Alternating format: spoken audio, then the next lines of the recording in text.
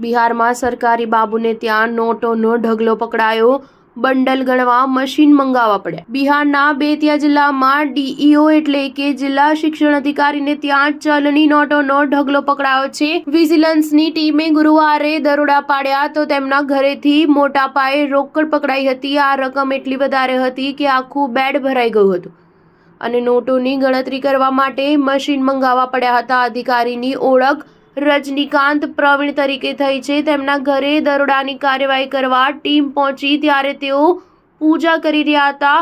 વિજિલન્સની ટીમે બેતિયામાં રજનીકાંત પ્રવીણના નિવાસ, સમસ્તીપુરમાં તેમના સાસરિયા અને દરભંગામાં પણ કેટલાક ઠેકાણે કાર્યવાહી હાથ ધરી હતી। વિજિલન્સની ટીમની તપાસમાં જાણવા મળ્યું કે કાળી કમાણી કરનાર આ ડીઈઓ ઓફિસર બેતિયાના વસંત વિહાર વિસ્તારમાં ભાડાના મકાનમાં રહેતા હતા। વિજિલન્સની ટીમે એ જ ઘરમાં દરોડાની કાર્યવાહી કરી હતી। 8 સભ્યોની ટીમે દરોડાની કાર્યવાહી કરી હતી। ડીઈઓ રજનીકાંત ઉપરાંત તેમની પત્ની સુષ્મા વિશે પણ આવી જ માહિતી મળી છે, જે દર્શાવે છે કે તે પણ એક ખેલાડી છે।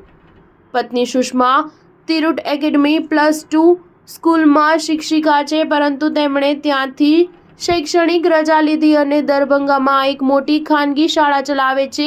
વિજિલન્સના સૂત્રોનું કહેવું છે કે રજનીકાંત અને તેમના પરિવાર પાસે પટના, દરભંગા, મધુબની અને મુઝફ્ફરપુરમાં મિલકતો હોવાની જાણ થઈ છે। આ કારણે વિજિલન્સ ટીમ ઘણા જિલ્લાઓમાં દરોડા પાડી રહી છે। સ્ટાર ન્યૂઝ 7 હંમેશા સચ્ચાઈની સાથે।